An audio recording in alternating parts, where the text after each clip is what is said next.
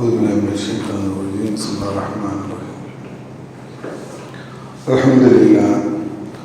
الحمد لله نحمده ونستعينه ونستغفره ونعوذ بالله من شرور أنفسنا ومن سيئات أعمالنا. من يهده الله فلا مضل له ومن يضلل فلا هادي له. أشهد أن لا إله إلا الله وحده لا شريك له وأشهد أن محمدا عبده ورسوله. أما بعد. கண்ணியம் பெரும் கருணை நிறைந்த எல்லாம் வல்ல அல்லாஹ்வின் நல்லடியார்களே, உங்கள் அனைவரின் மீதும் அல்லாஹ்வின் சாந்தியும் சமாதானம் என்றென்றும் நிலவட்டுமாக என்று பிரார்த்தனை செய்தவனாக இந்த உரையை ஆரம்பம் செய்கிறேன். அன்பார்ந்த சகோதர சகோதரிகளே, மனிதர்கள் பொதுவாக அனைவருமே பாவத்திற்கு உட்பட்டவர்கள் தான். எல்லா மனிதர்களும் ஏதாவது பாவங்களை செய்து கொண்டே இருப்பார்கள். சிறிய பாவமாக இருக்குமே ஆனால் அல்லாஹ்விடம் அது மன்னிக்கப்பட்டதாகவே ஆகிவிடும். பெரும் பாவமாக இருக்குமே ஆனால் அது அவருடைய மறுமையை பாதிக்கக்கூடியதாக இருக்கும் என்பதை நாம் அறிந்து வைத்திருக்கிறோம். மனிதர்களுடைய பாவங்கள் அவன் அதை பாவம் என்று உணரும் போதுதான் அதற்குண்டான மன்னிப்பை பெறக்கூடியவனாக இருப்பான். பெரும்பாலும் இப்போ என்ன நிலவரம் என்று சொன்னால், ஒருவர் பாவம் செய்கிறார் என்று சொன்னால் அது அவர் பாவம் என்று உணர்வதில்லை. மாறாக அது நன்மையான காரியம் அல்லது ஒரு நிர்பந்திக்கப்பட்ட காரியம், அதனால் எனக்கு பெரிய அளவுக்கு பழிச்சொல் வராது, தீமை வராது, தண்டனை வராது என்று சொல்லி ஒரு எண்ணத்தில் செயல்படக்கூடியவர்களாக நாம் இருக்கிறோம். இதை நாம் கவனம் பெற்றவர்களாக இல்லை என்று சொன்னால் மறுமையில் இது நமக்கு மிகப்பெரிய ஒரு நஷ்டத்தை பெற்றுத்தரக்கூடியதாக இருக்கும். பாவங்களை நாம் பாவங்கள் என்று உணரும் போதுதான் அல்லாஹ்விடம் மன்னிப்பு கேட்கக்கூடியவர்களாக இருப்போம். பாவத்திலிருந்து மீளக்கூடியவர்களாக இருப்போம். அல்லாஹ் அதை அடியானுடைய கோரிக்கை ஏற்று மன்னிக்கக்கூடியவனாக இருப்பான். ஆனால் நாம் உணராமல் மேலும் மேலும் காரணங்களை சொல்லிக்கொள்ள போகும்போது அந்த பாவத்துக்கு உண்டான நன்மையை அல்லது பரிகாரத்தை இறைவனிடமிருந்து பெற முடியாதவர்களாக ஆகி மிகப்பெரிய ஒரு பாவியாகவே நாம் மாறிவிடுகிறோம். அல்லாஹ் ரப்பல் ஆலமீன் திருமறை குர்ஆன்ல ஒரு வசனத்தில் சொல்லி காட்டுகிறான், அறியாமை காரணமாக தீமையை செய்துவிட்டு அதன் பின்னர் மன்னிப்பு கோரி திரிந்து கொண்டோருக்கு உமது இறைவன் இருக்கிறான். அதன் பின்னர் உமது இறைவன் மன்னிப்பவன் நிகரற்ற அன்புடையோன் என்று சொல்லி காட்டுகிறான். அறியாமை காரணமாக பாவம் செய்வது என்பது இறைவனால் மன்னிக்கக்கூடிய ஒன்று. ஒருவன் தான் உணர்ந்து, இறைவா நான் பாவம் செய்து விட்டேன், என்னை மன்னிப்பாயாக என்று உணர்ந்து மன்னிப்பு கேட்கும்போது நிச்சயமாக இறைவன் மன்னிக்கக்கூடியவராக இருக்கிறான். அதே நேரத்தில் பல பாவங்களை செய்துவிட்டு அது இறைவனால் ஏதாவது விதத்தில் ஏற்றுக்கொள்ளப்படும், நிர்பந்திக்கப்பட்ட ஒரு நிலையில நான் அதை செய்துவிட்டேன் அல்லது இதுக்கு வேறு விதமான ஒரு பத்வாவை வாங்கிவிட்டேன் என்று சொல்லி தன்னைத்தானே ஏமாற்றி கொண்டவனை பற்றி இறைவன் திருமறை குர்ஆன்ல சொல்லி காட்டுகிறான். தனது மனோ இச்சையை தனது கடவுளாக ஆக்கி கொண்டவனை பார்க்கிறா. அவன் எதையும் மனோ இச்சைப்படிதான் அணுகும். அவன் நல்லது கெட்டது என்னமே ஒரு நன்மையை அடிப்படையாக கொண்டு அணுகுவதே கிடையாது. மனோ இச்சை, எனக்கு இது நன்மையாக இருக்கும், இறைவன் என்னை இதை பொறுத்து கொள்வான் என்று சொல்லி அவன் உள்ளத்தில் ஒன்றை ஏற்படுத்தி கொண்டு அதன்படி செயல்படக்கூடியவன். மனோ இச்சையே கடவுளாக ஆக்கி கொண்டவனை நீர் பார்த்தீரா? அவருக்கு செவியிலும் உள்ளத்திலும் அல்லாஹ் என்று முத்திரையிட்டு விட்டான். அவன் பார்வை மீது மூடியை அமைத்தான். அல்லாஹ்வுக்கு பின் அவனுக்கு வழிகாட்டுபவன் யார்? நீங்கள் சிந்திக்க மாட்டீர்களா என்று சொல்லி இந்த பாவங்களை பாவம் என்று அறியாமலே அல்லது உணராமையிலே அல்லது அது பற்றிய வேறு விதமான பத்வாக்களை தேடிக் கொண்டிருப்பவர்களை பற்றி இறைவன் இவ்வாறு குறிப்பிடுகிறான். அப்போ மூமின்களாக இருக்கக்கூடிய நாம் அறியாமை பாவம் செய்துவிட்டோம் என்று சொன்னால் உடனடியாக இறைவனிடம் மன்னிப்பு கேட்க பழகிக் கொள்ள வேண்டும். அல்லாஹ் அதை மன்னிக்கக்கூடியவனாக இருக்கிறான். பாவங்களை வேண்டுமென்றே செய்துவிட்டு அதற்கு இறைவன் பொருந்து கொள்வான் என்று காரணம் கற்பித்தாலோ அல்லது எனக்கு வேறு விதமான மன்னிப்பு கிடைக்கும் என்று நினைத்தோம் என்று சொன்னால் அது அவனுக்கு மிகப்பெரிய ஒரு நஷ்டத்தை ஏற்படுத்தக்கூடியதாக இருக்கும் என்பதை மூமின்கள் சிந்தித்து பார்க்க கடமைப்பட்டிருக்கிறோம். மனிதர்கள் செய்யும் மிகப்பெரிய தீமைகளில் ஒன்று என்னன்னு சொன்னா இறைவனுக்கு இணை கற்பிக்கக்கூடிய ஒரு தீமை. இந்த தீமையை பொறுத்தவரையும் அல்லாஹ் மன்னிக்கவே மாட்டான். இது நமக்கு தெரிந்த ஒரு விஷயம்தான். தனக்கு இணை கற்பிப்பதை அல்லாஹ் மன்னிப்பதே கிடையாது. அதற்கு கீழ்நிலையில் உள்ள பாவங்களை தன் நாடியோருக்கு மன்னித்து விடுகிறான். அல்லாஹ்வுக்கு இணை கற்பிப்பவர் தெளிவாக வழிகட்டி விட்டார். அப்போ அல்லாஹ்வுக்கு இணை கற்பிக்கக்கூடிய பாவத்தை நாம் செய்யக்கூடாது. எந்த நிலையிலையும் செய்யக்கூடியவர்களாக நாம் இருந்துவிடக் கூடாது. அதிலிருந்து நாம் ஓரளவுக்கு விழிப்புணர்வு பெற்றவர்களாக கூட நாம் இருக்கிறோம். அல்லாஹ்வுக்கு இணையாக நாம் யாரையும் கருதுவது கிடையாது. ஆனால் சமுதாயத்தில் அது மாதிரியான ஒரு பழக்கங்கள் இருந்து கொண்டுதான் இருக்கிறது. அவுலியாக்களுக்கு அல்லாஹ்விடம் கேட்கக்கூடிய அந்த விஷயங்களை அவுலியாவிடம் கேட்கக்கூடிய ஒரு நிலைமையை சமுதாயத்தில் பார்க்கணும். ஆனாலும் அவர்கள் அல்லாஹ் என்று நினைத்து கேட்கவில்லை, அல்லாஹ்வுக்கு பரிந்துரை செய்வார்கள் என்று அடிப்படையில் கேட்கிறார்கள். அதுவும் மிகப்பெரிய சிறுக்கான ஒரு விஷயம். அதிலிருந்தும் அவர்களை விழிப்படை செய்ய வேண்டும். அவர்களுக்கு எடுத்து சொல்லக்கூடிய ஒரு கடமை என்பது நமக்கு இருக்கிறது. அப்ப தனக்கு இணை கற்பிக்கக்கூடிய அந்த பாவத்தை அல்லாஹ் மன்னிக்க மாட்டான் என்று சொன்னால் அதில் தெளிவான ஒரு நிலையை பெற்றவர்களாக நாம் இருக்க வேண்டும். அப்பேற்பட்ட ஒரு நிலையில் இருப்பவர்களுக்கு நாம் எடுத்து சொல்லக்கூடிய ஒரு கடமையும் நமக்கு இருந்து கொண்டிருக்கிறது. அதே நேரத்தில் அல்லாஹ் இன்னொரு பாவத்தையும் மன்னிப்பது கிடையாது. அது என்ன பாவம் என்று சொன்னால் மனிதர்களுக்கு நாம் செய்யக்கூடிய பாவம். அல்லாஹ்வுக்கு நாம் பாவம் செய்ய மாட்டோம். இணை கற்பிப்பிலிருந்து நம்ம நீண்ட தூரம் வந்திருக்கிறோம். அதை பற்றிய ஒரு புரிதல் நமக்கு இருக்கிறது. அல்லாஹ்வுக்கு இணை கற்பிப்பிலிருந்து நம்ம ஒரு தெளிவை பெற்றவர்களாக இருக்கிறோம். ஆனால் மனிதர்களுக்கு தீங்கிழைக்கும் விஷயங்களில் தெளிவான ஒரு நிலையில் நாம் இருக்கிறோமா என்று கேட்டால் பலரது நிலை இல்லை என்கின்ற ஒரு பதிலை தான் தர முடிய ஒரு வாய்ப்பாக இருக்கிறது. எந்த அளவுக்கு என்று சொன்னால் வாய்ப்பு கிடைக்கும் போதெல்லாம் மனிதர்கள் தீங்கிழைக்கக்கூடிய ஒரு நோக்கில்தான் சமுதாயத்தில் அணுகக்கூடிய ஒரு சூழல் இருக்கிறது.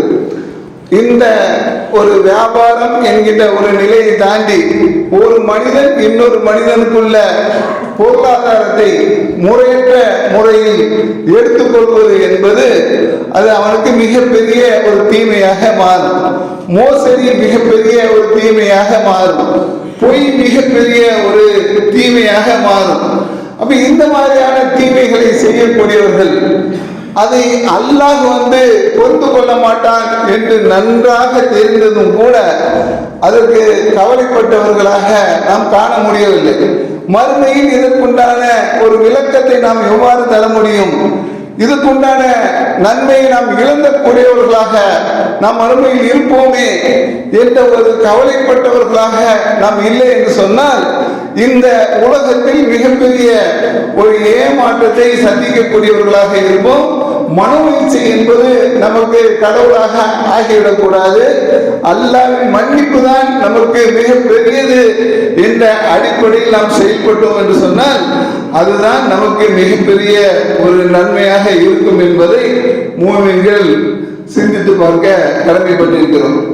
இந்த ஓரிரு நாட்களில் வரக்கூடிய ரமலான் மாதம் என்பது மூமின்களுக்கு மிகப்பெரிய ஒரு அருளாக அல்லாஹ் ரப்பல் ஆலமீன் நமக்கு தந்திருக்கிறான்.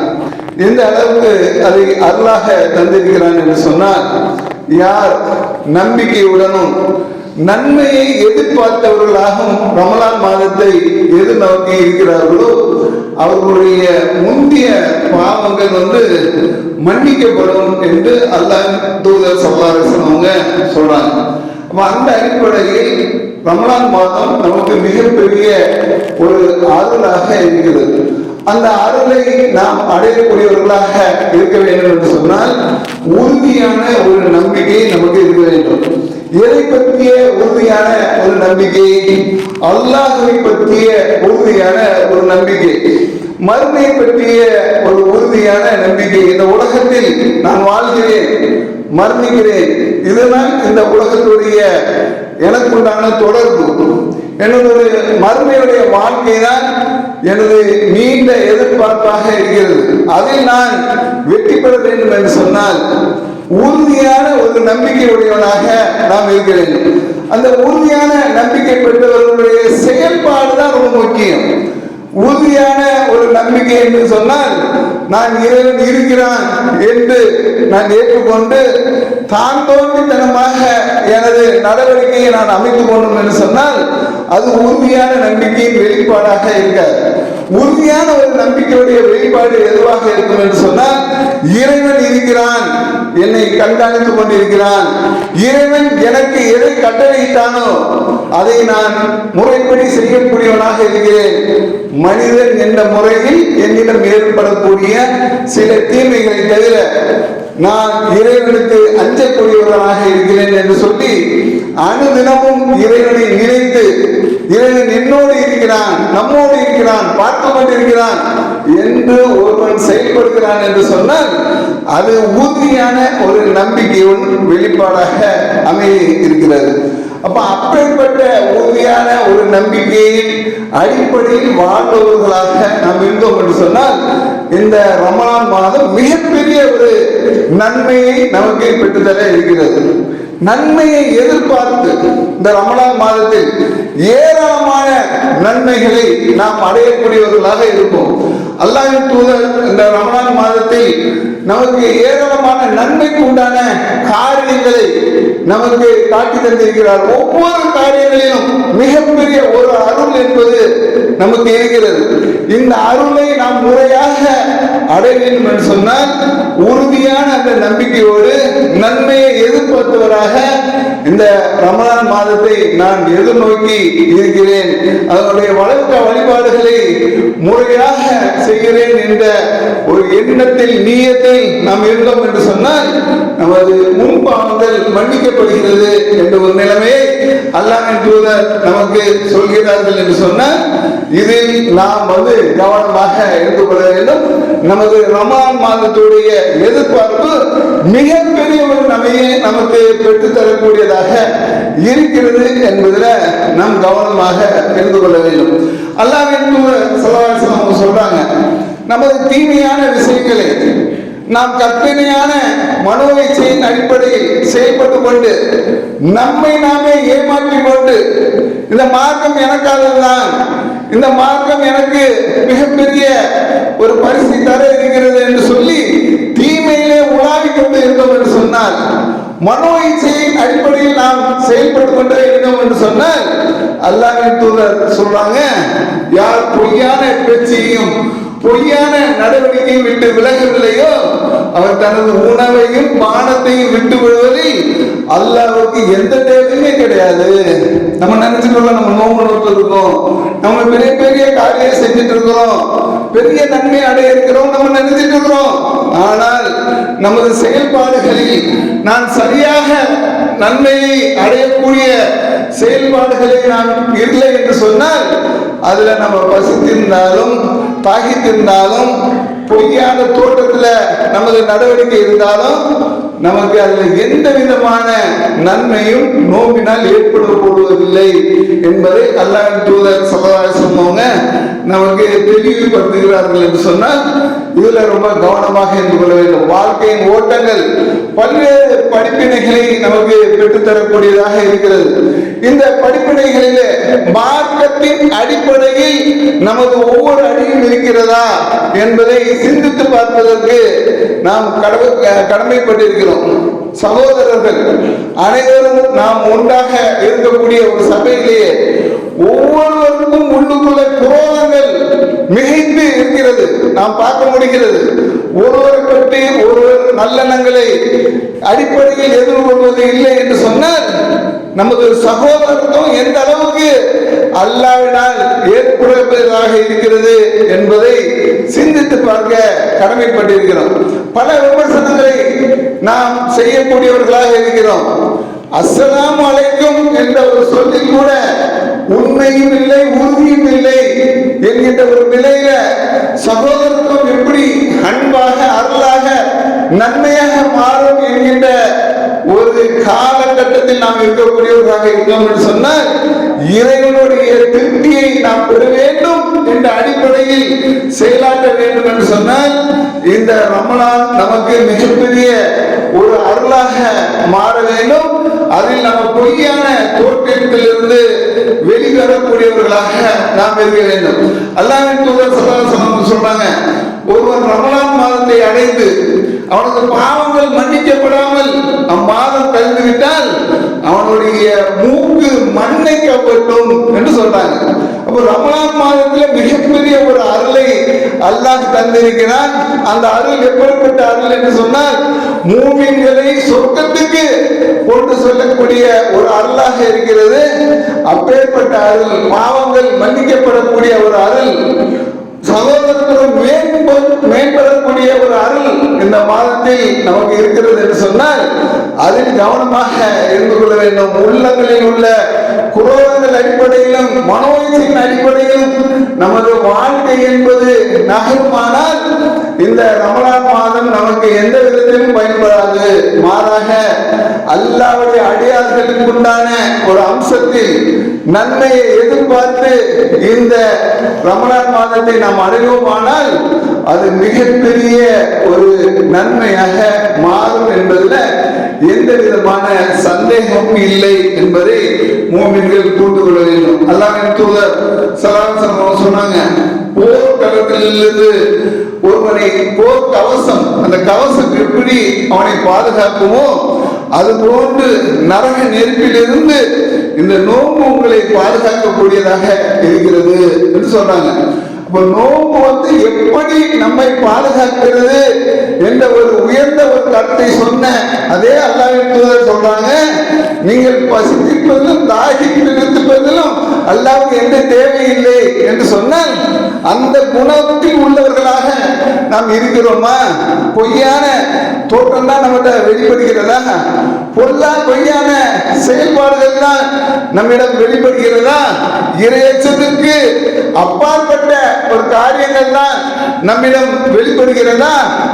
இதையெல்லாம் கவனிக்க நாம் கடமைப்பட்டிருக்கிறோம். இந்த மார்க்கம் நமக்கு உயர்ந்த ஒரு பரிசை வழங்க இருக்கிறது. இந்த உலகம் என்பது ரொம்ப சுருங்கிய காலம்தான். மறுமை என்பதுதான் நிரந்தரமான ஒரு காலமாக இருக்கிறது. இந்த உலகத்தில் வாழக்கூடிய நமக்கு பெரிய ஒரு ஆண்டாக நமக்கு தெரிகிறது. ஆனால் மற்ற விஷயங்களில், உலக காரியங்களில், மறுமை விஷயங்களில் நம்ம ஒப்பிடும் போது உலகம் என்பது ரொம்ப சுருங்கிய காலம். இந்த சுருங்கிய காலங்களில் நாம் எந்த விதமான நன்மையை அடைந்து கொள்வோமோ அந்த நன்மை தான் மறுமையில் நமக்கு பலனளிக்கக்கூடிய ஒரு நன்மையாக இருக்கிறது. அதற்கு பலனளிக்கக்கூடிய ஒரு மாதமாக இந்த ரமலான் மாதம் இருக்கிறது என்று சொன்னால் அதிலிருந்து நாம் நன்மையை பெறக்கூடியவர்களாக நாம் இருக்க வேண்டும். தீமை நம்மிடமிருந்து அகற்றப்பட வேண்டும். நம்ம ஒவ்வொருவரும் நண்பர்களாக, தோழர்களாக, இறைவனுடைய அந்த நன்மையை பெறக்கூடியவர்களாக நாம் மாற வேண்டும். வெகு சிலர் நாங்கள் இறைவனுடைய மார்க்கத்தை முறையாக பின்பற்றுகிறோம் என்று சொல்ற மாதிரி இருக்கக்கூடாது. அனைவரும் ஆக வேண்டும். அனைவரும் நாங்கள் எங்கள் இறைவனுடைய மார்க்கத்தை நாங்கள் பின்பற்றுகிறோம், இறை தூதருடைய வழிமுறையை பின்பற்றுகிறோம், மறுமையில் உறுதியான ஒரு பரிசை பெற இருக்கிறோம். இந்த உலகம் அற்பமான வாழ்க்கை தான், ரொம்ப சின்ன வாழ்க்கை தான். இதுக்கு நாங்கள் போட்டி போட்டுக் கொண்டிருக்கிறோம். இதை விட மறுமை வாழ்க்கை எங்களுக்கு மிகப்பெரியது, நன்மை தரக்கூடியது என்ற சிந்தனையில் வாழ்வதற்கு நாம் கற்றுக்கொண்டோம் என்று சொன்னால் அதுதான் மூமின்களுக்கு மிகப்பெரிய ஒரு அருளாக இருக்கும் என்பதை கவனத்தில் கொள்ள வேண்டும். அல்லாஹ்வின் தூதர் ஸல்லல்லாஹு அலைஹி வஸல்லம் சொல்றாங்க, அல்லாஹ்வின் பாதையில் ஒருவர் ஒரு நாள் நோன்பு நோட்டார் என்று சொன்னால் அவருக்கு 70 ஆண்டுகள் பயணத்தொடருக்கு நரகம் அப்புறப்படுத்தப்படும். அப்போ ஒரு நாளுடைய ஒரு நோன்பு 70 ஆண்டுகளுக்கு நரகத்தை தூரப்படுத்தும் என்று சொன்னால் அப்போ நம்மளுடைய நோன்புக்கு எந்த மாதிரியான வெயிட் இருக்கிறது என்பதை புரிந்து நாம் நோன்பு நோட்டோம் என்று சொன்னால் அது அல்லாஹ்வினால் முறையாக ஏற்றுக்கொள்ளப்படும். அது நமக்கு மிகப்பெரிய ஒரு நன்மையாக மாறும் என்பதில் எந்த விதமான மாற்று கருத்தும் கிடையாது. அப்போ சொல்லக்கூடிய செய்தியுடைய தன்மை என்று சொன்னா நம்மளுடைய நோன்பு நமக்கு பலனளிக்க வேண்டும் என்று சொன்னால் அந்த நோன்பு பலனளிக்காத காரியங்களை நாம் செய்யக்கூடாது. அடுத்தவர்களுக்கு உண்டான உரிமைகளை சரியான முறையில் வழங்க வேண்டும். அல்லாஹ் காட்டிய வழியில் நமது வாழ்க்கை முறைகளை அமைத்துக் கொள்ள வேண்டும். பொய்யான நடவடிக்கையிலிருந்து நாம் வெளியேற வேண்டும். நன்மையான காரியங்களை அடையக்கூடியவர்களாக இருக்க வேண்டும். இறையச்சத்தை மேலோங்கிற ஒரு தன்மையாக நமது வாழ்க்கை முறையை அமைத்துக் கொள்ள வேண்டும் என்ற ஒரு நிலையில நாம் மாறியவர்களாக இந்த ரமலானை நாம் எதிர்கொள்கிறோம் என்று சொன்னால் அது மிகப்பெரிய ஒரு நன்மையாக நமக்கு இருக்கும். இந்த நோன்பை பொறுத்த வரைக்கும் அல்லாஹ் ரப்பல் ஆலமீன் திருமறை குர்ஆன்ல சொல்லும்போது இது எதற்கு கடமையாக ஆக்கி இருக்கிறான் என்று சொல்லும் பொழுது முன் சென்ற சமுதாயத்துக்கும் நான் இதை கடமையாக ஆக்கியிருக்கிறேன். நோன்பை முன் சென்ற சமுதாயத்துக்கும் கடமையாக ஆக்கியிருக்கிறேன். எதற்கு என்று சொன்னால் இறைவனை அஞ்சுவதற்காக. இறைவனை அஞ்சுவது என்றால் என்ன? அதுதான் ரொம்ப முக்கியமான ஒரு விஷயம். நம்ம பகல் நேரத்துல நாங்க எதுவும் சாப்பிடாம இருக்கிறோம், தண்ணி குடிக்காம இருக்கிறோம், எச்சி கொடுக்க முழுங்க மாட்டோம். அந்த பாய் எச்சி கூட முழுங்க மாட்டாரு, எச்சி முழுங்க மாட்டாரு. பொய் சொல்லாம இருப்பாரா? அது சந்தேகம் தான். அப்ப எச்சி முழுங்குறதுல ஒரு பேர் வாங்குற ஒரு சமுதாயமாக இருக்கிறோம். அதுல இறையச்சத்தை அதுக்கு அடிப்படையாக கொண்டு வருகிறோம். எச்சிலாம் முழுங்காம இருக்கிறது இறையச்சனுடைய அடிப்படையும் கிடையாது. நோக்குக்கு ஒரு அடிப்படையே கிடையாது. உங்களுக்கு இயற்கையான முறையில எச்சி வருதுன்னு சொன்னால் அதை முழுங்கலாம், அது நோம்பை முறிக்காது. ஆனால் எச்சி கூட முழுங்க மாட்டோம் என்று இறையச்சத்துடைய அடிப்படையாக அதை நீங்கள் காட்டுகிறீர்களே, பொய் சொல்லாம இருக்கிறோம் அந்த அடிப்படை காட்டுறோமா? இந்த வியாபாரத்துல நாங்க ஒழுக்கமாக நடந்து கொள்கிறோம். அந்த பாய் ரொம்ப அழகான ஆளு, இறைவனை அஞ்சி நடக்கக்கூடிய ஆளு. முடிஞ்ச வரைக்கும் வெளிப்படையா தான், உள்ளத்தை யாரும் ஆராயறதெல்லாம் கிடையாது. வெளிப்படையான முறையில் பல பேருடைய வாழ்க்கை சீ என்று சொல்லக்கூடிய அளவுக்கு இருக்குதா இல்லையா? ஏன் இவர் பாயா இருந்துகிட்டு இந்த மாதிரியான வேலையெல்லாம் செய்யறாரு என்று மற்றவர்களால் இகழப்படக்கூடிய ஒரு தன்மை நமக்கு இருக்குமே. ஆனால் அது இறையச்சத்துடைய அடைவுகளா? இறையச்சத்துடைய அடைவுகள் என்றால் என்ன? அது மனிதர்களாலும் பார்க்கப்பட வேண்டும். வெளிப்படையானது. உள்ளத்தால் அல்லாஹ் பார்ப்பான். உங்கள் உள்ளத்தில் என்ன இருக்கிறது அது அல்லாஹ் அறிவான். அதை பற்றி விசாரணை அல்லாஹ்விடத்தில் இருக்கிறது. ஆனால் உலக விஷயங்களில், உலக காரியங்களில், உங்கள் குடுக்க வாங்கல்களில், உங்களுடைய வியாபாரங்களில், உங்களுடைய வீடுகளில் எப்படி நடந்து கொள்கிறீர்கள்? இறைச்சத்துடைய தன்மையில் இருக்கிறதா? நம்மளே சில நேரம் சொல்றோமாங்க, நான் இப்படி நடந்துகிட கூடாது, மோசமான செயல், இப்படி சொல்லிவிட்டு அதை கடந்து விடுகிறோம். இப்படி சொன்னோம் என்று சொன்னால் அதற்குண்டான வருத்தத்தை உடனே தெரியக்கூடியவர்களாக நாம் இருக்க வேண்டும். மன்னிப்பு கேட்கக்கூடியவர்களாக இருக்க வேண்டும். சம்பந்தப்பட்டவர்களிடம் மன்னிப்பு கேட்க வேண்டும்.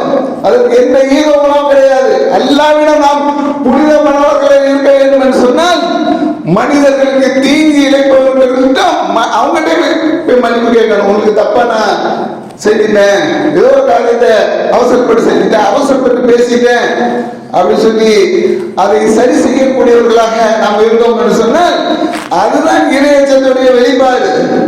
இறையச்சத்துடைய வெளிப்பாடு நாம் இப்ப நினைச்சிட்டு இருக்கோம்னு சொன்னா எவனுக்கு எப்படிப்பட்ட தீங்க வேணாலும் சொல்லி செய்வோம். ஆனா நான் தொழுதுட்டு அல்லாஹ்கிட்ட மன்னிப்பு கேட்பேன். இது வந்து இறைச்சத்துடைய வெளிப்பாடா? இது இறைச்சத்துடைய வெளிப்பாடு கிடையாது. அல்லாஹ் ரப்பல் ஆலமீன் மறுமையில விசாரிக்கும் போது மனிதர்களுக்கு செய்யக்கூடிய தீங்கை அந்த மனிதர் மன்னிக்காதவரை நான் மன்னிக்க மாட்டேன் என்று சொல்கிறான்.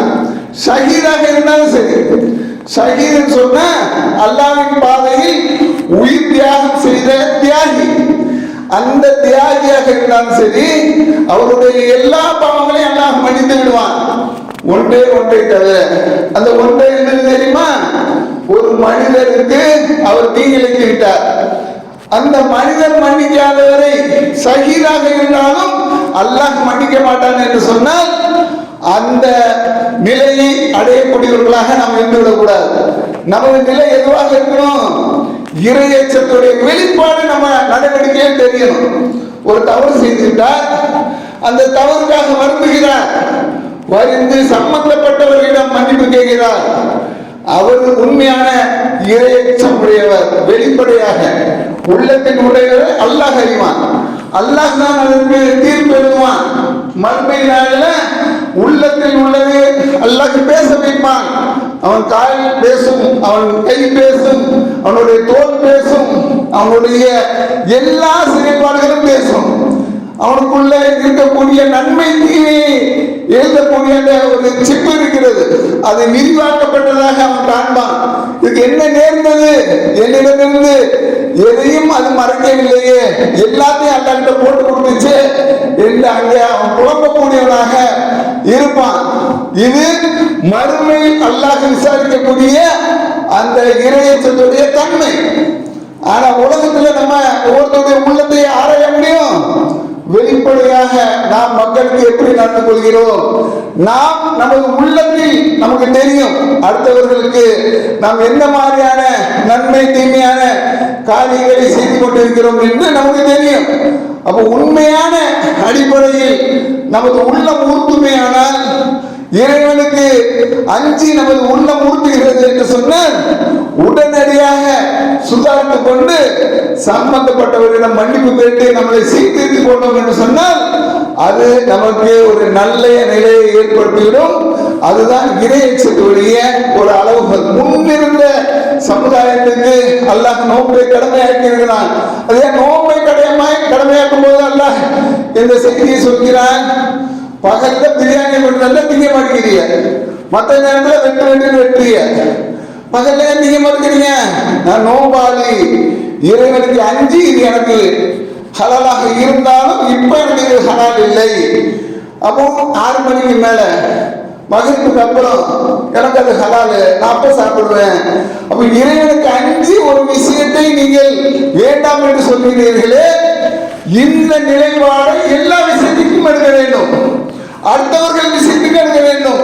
பொய்யான விஷயங்கள் எனக்கு வந்துவிடக்கூடாது, பொய்யான பொருளாதாரம் வந்துவிடக்கூடாது, அடுத்தவர்களுடைய தீமை, அடுத்தவர்களுடைய சாபம் எனக்கு வந்துவிடக்கூடாது என்ற அடிப்படையில் ஒருத்தம் அடுத்தவர்களுடைய விஷயங்களில் சரியாக நடந்து கொண்டோம் என்று சொன்னால் அது அவனுக்கு ஹலாலாக இருக்கும். அது மறுமையில் அவனுக்கு வெற்றி தரக்கூடிய ஒரு அம்சமாக இருக்கும் என்பதை கவனித்துக் கொள்ள வேண்டும். முன்பிருந்த சமுதாயத்திற்கு இந்த நோன்பை அல்லாஹ் கடமையாக்கியிருக்கிறான் இறைவனை அஞ்சுவதற்காக. அதே காரணத்துக்காக நமக்கும் கடமையாக்கி இருக்கிறான். அந்த அடிப்படையில் இந்த நோன்பை இறைச்சம் மிகுந்த ஒரு நோன்பாக இந்த ரமலான் மாதத்தை நான் எனது பணிகளை எல்லா காரியங்களையும் இறையச்சத்தின் அடிப்படையில் நான் அமைத்துக் கொள்வேன் என்ற அடிப்படையில் நமது செயல்பாடுகளை அமைத்து நம்ம இந்த நோன்பை எதிர்கொண்டோம் என்று சொன்னால் நிச்சயமாக மிகப்பெரிய ஒரு அல்லாஹ் இந்த நோன்பு நம் அனைவருக்கு இருக்கும். மறுமையில் அதுக்குண்டான பரிசு அல்லாஹ் நமக்கு தருவான். அந்த நன்மை நாம் அடைய இருக்கிறோம் என்ற ஒரு சிந்தனையை உங்களுக்கு தந்தவனாக இந்த முதல் முறையை நிறைவு செய்கிறேன்.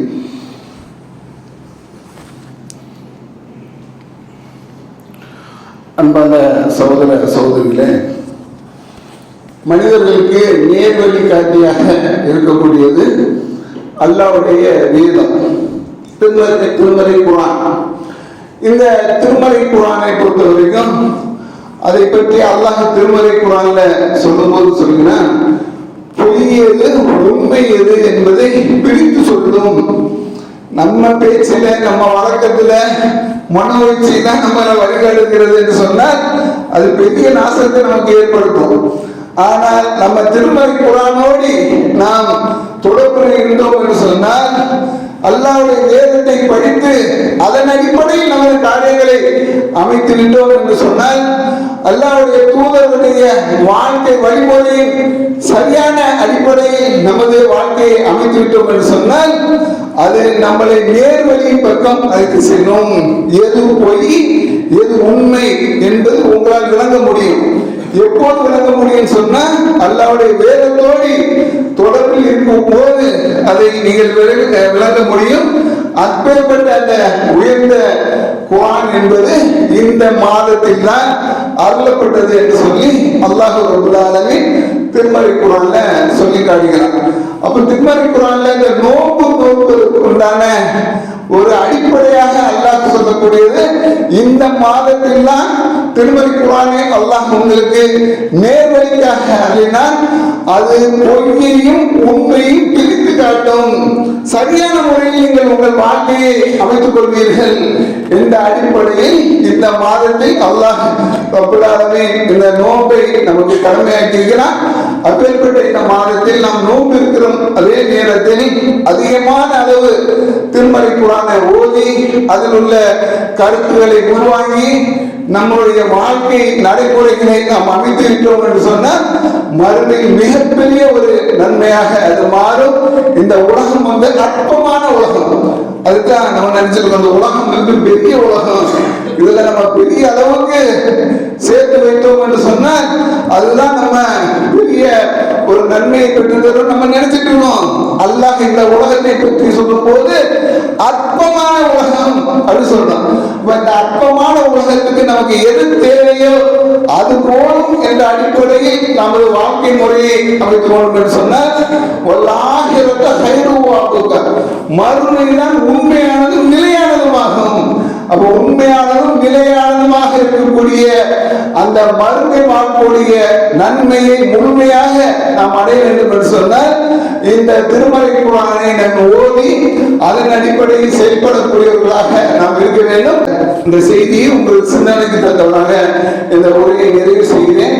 அல்ஹம்துலில்லாஹி ரப்பில் ஆலமீன். அஸ்ஸலாமு அலைக்கும் வரஹ்மத்துல்லாஹி வபரகாத்துஹு.